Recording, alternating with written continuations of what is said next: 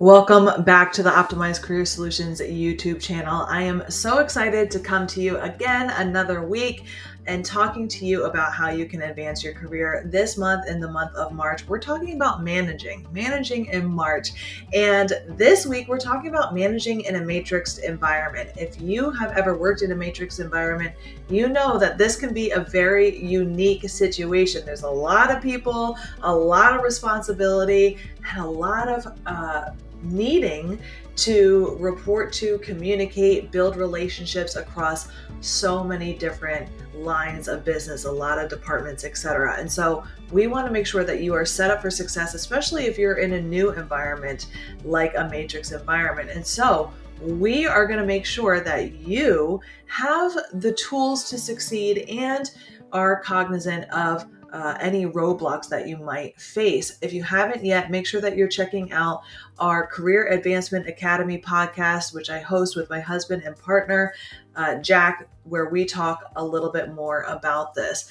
But when you are in a matrix environment and you're managing inside a matrix, one of the most critical things to keep in mind is that effective communication is going to be your best friend. So when you are talking to a lot of people in a matrix environment, sometimes they're not in the same location as you. They might be global, international, working in different time zones. So effective communication, especially virtually, is going to be key. So setting up some clear communication channels, whether it's via email, via Slack, whatever your internal company's communication channels are, this is going to be your best friend. So I highly recommend getting on it, getting familiar with it, and providing weekly project updates, daily project updates, getting on your daily stand-up if that's something that you're doing as well, and finding out a way where everyone in that team or on that project is going to be kept up to date and feeling comfortable and safe sharing their updates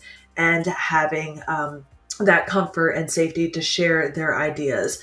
Speaking of, you want that open dialogue. You want team members to discuss things in weekly or daily meetings so that you know where everyone is, right? You want to know where your team members are. You want to know what their priorities are on this project or in this area of their responsibilities compared to where they are in their other areas of responsibility, so that you can jump in and you can help manage their workload if it's becoming too much, or if you can see that they have capacity to take over for other members of the team and make sure that everything is moving quickly and smoothly.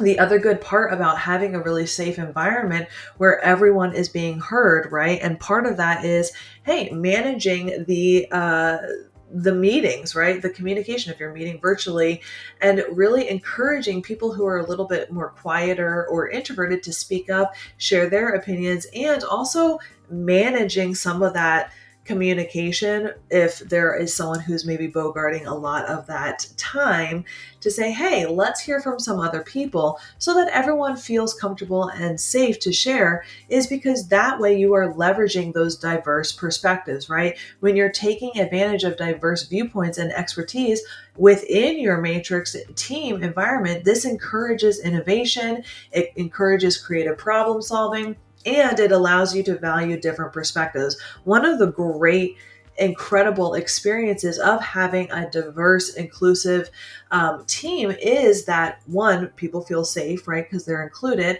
but two, because of the fact that you have a diverse team, they are all coming to the table with a different set of experiences, a different set of skills, a different background, a different path and journey that has led them all to the same place. Why is this so exciting? Well, when you're talking about a problem, everyone is viewing that problem from a different filter, a different viewpoint, which means that when creativity and innovation is key, others might have a creative solution in order to solve that problem and drive your team forward. If everyone came from the same exact journey, wow, how boring would that be, right? You would only have one set of solutions, one set of problems, one set of tools in your toolbox, and that's where everyone kind of gets stagnant, right? You don't have opportunities to learn and grow. So really fostering that open engagement, that open dialogue, and having a safe, inclusive environment is going to allow for more innovation, more productivity, more efficiency, and more creativity. And it's a really fantastic environment to be in. With this clear and effective communication, you're going to really want to set clear goals and metrics at the outset of a project that you're taking on. Why are you going to want to do this? Well, it helps to set those clear boundaries for the people on your team to know exactly what they're working towards. If you have only an end goal of, hey, we want to get the project done, of course everyone wants to get the project done. But if you don't have clear and measurable steps along the way, it's going to feel like everyone is jumping into the deep end and then learning to swim along the way. So really understanding your team's strengths, their potential weaknesses, what they're excited to take on in the project, and really setting, hey, this is what we want to get done within the first week, month, quarter, etc. And having check-in dates, having that open communication to discuss the clear, measurable goals that align with the organization's goals or with the project's goals is going to help ensure that everyone is on the same page, everyone is working towards the same outcomes, and you're not having people maybe working against each other. This is also going to help out if people are reporting to different managers or in different functional areas, that everyone is also aligned towards the organization's goals. So maybe what they're working on in their department and what you're working on in your department, and when you come together for this project, all of it is going to be aligned, and it's going to feel so much more in flow instead of feeling like this friction and this misalignment, right? Additionally, with communication, providing regular feedback. That constructive feedback, I know it sounds cheesy, but it is a gift, right? And of course, you're going to want people with a growth mindset on your team. And having that regular feedback is going to help with that course correction. If people get off of course when it comes to meeting their goals and objection, this is going to allow them to make that small adjustment to get back on course and feel like they are being productive, they're fulfilling their role on the team, and they're able to get back to making an impact and not wasting time, right? If you're just waiting for a formal review period or until the project is done, it's going to feel really misaligned and almost I don't want to say a betrayal, but it's going to feel really awful for that person if they're like, hey, why did no one tell me I was completely off track? I've been working towards my thing for X amount of weeks or months and no one told me I was off track, right? So providing that regular feedback in the constructive way, but also in that celebratory way, celebrating wins, really celebrating the fact that, hey, we're all working together. This is hard, but look at the progress we've made. Here's where we were at the beginning. Here's where we want to go, but look at the progress we've made along the way is going to keep that team morale, that engagement up, and it's going to help people, again, with that inclusive environment to feel like they're valued and they're wanted on that team. So that's going to be a really good way to move forward in a great engaged environment. Let's talk about the opposite side of that. Hey, when conflict happens, conflict resolution is going to be a critical part of when a team gets together. Sometimes people have strong opinions on, hey, we need to accomplish this goal in this way, and someone has a completely strong opinion on another way to get it done. But guess what? All of these things can be resolved. A good point to keep in mind is to find that common ground, right? Finding a compromise or a solution for a conflicting project idea is going to be your best friend.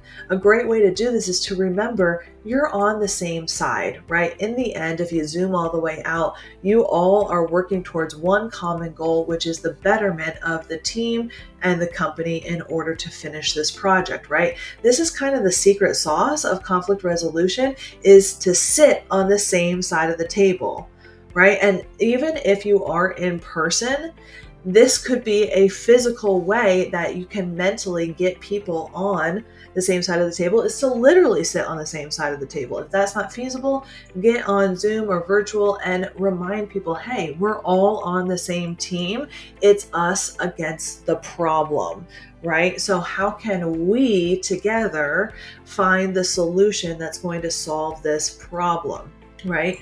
A good tip is to really address these concerns openly together in a team brainstorming session when it makes sense, or if things get really to a point where it feels like you're unable to handle that conflict, that's a good time to bring the team's direct managers together, or a neutral third party like an HR mediator together. When it comes to prioritizing the tasks, with tasks coming in at people from all different sizes, knowing what to tackle first is really going to help your team members save the day and you to save the day. So some task management strategies are really going to help not just you, but team members execute accordingly, right? Encourage your team members to focus on deadline-driven priorities.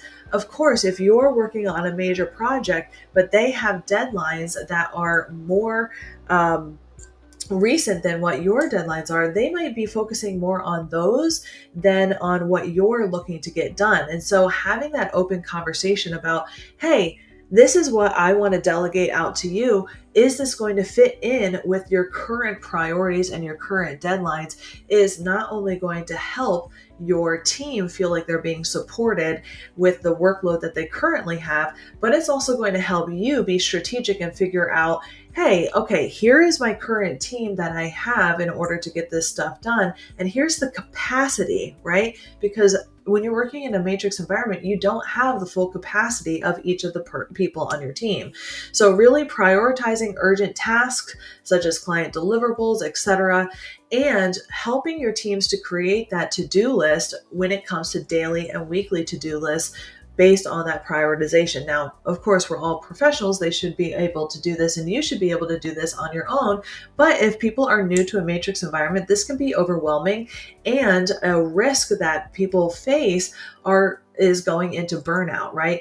Saying yes to everything because they feel like they have to, and then realizing, wow, my plate is a little bit too full, and I'm not sure if I'm going to be disappointing anyone. Am I going to be disappointing my line manager or my project manager? I don't know what to do here. So being that kind of support system that says, hey, let's take a step back. Let's look at our deadlines. Let's look at what is the most urgent priority and figuring out a way from there. Creating that daily to-do list can really revolutionize how you tackle those tasks and really make sure that you're hitting on all of those deadlines. And finally, one of the most critical skills to have in your back pocket is your adaptability and your flexibility, right? One of the constants in a matrix organization is change, right? So being able to roll with the punches isn't just a nice to have, it's a necessity. So being able to adapt to change, embracing new software tools in order to streamline processes, and being able to respond to quick adjustments, unexpected changes in the project scope, that's going to be one of your best tools in your toolbox. And so if you're finding that you're having a tough time adjusting to change, really that's going to be something that I would encourage you to take a look at. Or if you're having a team member that's having a tough time adjusting to change, that's something that I would also have a conversation with them about, right? This is going to be switching from that fixed mindset into that growth mindset. Change is really an opportunity for us to learn from what may have not gone right and adapt in order to learn that lesson, to get stronger and to become a better version of ourselves, right? People with fixed mindsets aren't really that great at adapting to change because they feel like that is the last, or this is it, right? This is it. I can't grow. I can't change. I can't get better. So really being able to communicating upcoming changes and explaining the why behind the change and the benefit behind the change will also help with some of your team members that might be a little bit reticent to adopting those changes. Is going to help you out as a leader. If you're in a matrix environment and you're not leading, just know change is inevitable. When you can detach your emotion from the work that you're doing and just know this is just work. It's not personal, and I'm not going to be married to it. This is something that could be implemented or could be changed, is going to help you adapt to that change, and also seeking the opportunity in that change. Where is my lesson? Where is the gold that I'm going to get out of this change? And how can I seek an opportunity in this change to either become a better version of myself, to learn something new, or to maybe create a relationship with someone new? Speaking of relationships, there is one other thing that I want to talk about, which is building relationships. When you are in a matrix environment, you need to build relationships with a lot of different people. This includes people in your immediate team, people in cross-functional teams that you're going to be working with, your boss, your team, everyone in between, senior leadership, clients, etc.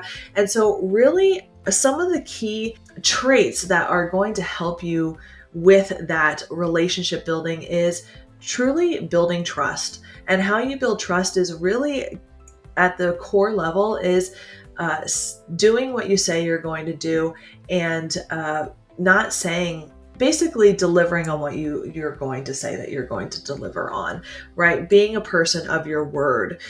That's going to be being dependable, meeting project deadlines, and over communicating if something goes wrong where you don't believe that you're going to be able to meet that deadline. That's going to be something that's going to be critical. A good way to do that is having regular contact, staying connected with colleagues, bosses, team members, etc., through regular check-ins, communication channels, etc. This is going to be a good way for you to keep getting your name and who you are in front of the right people, so that people will know who you are, and being readily available to help out when it's possible, so that when it becomes time for you needing help, people are ready to help out as well. Okay.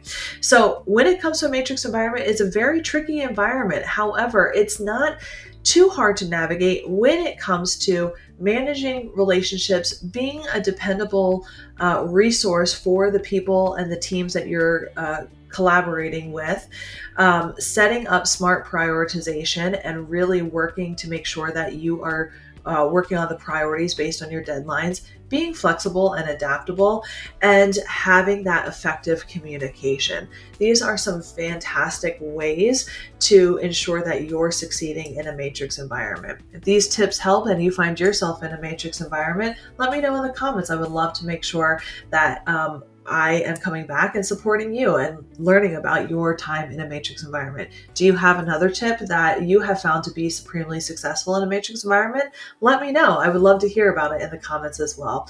Make sure to stay tuned for next week when we drop another episode of the Career Advancement Academy on Wednesdays, and another video here on the Optimized Career Solution channel on Thursday. I hope you have a great rest of your week, and I'll see you next week.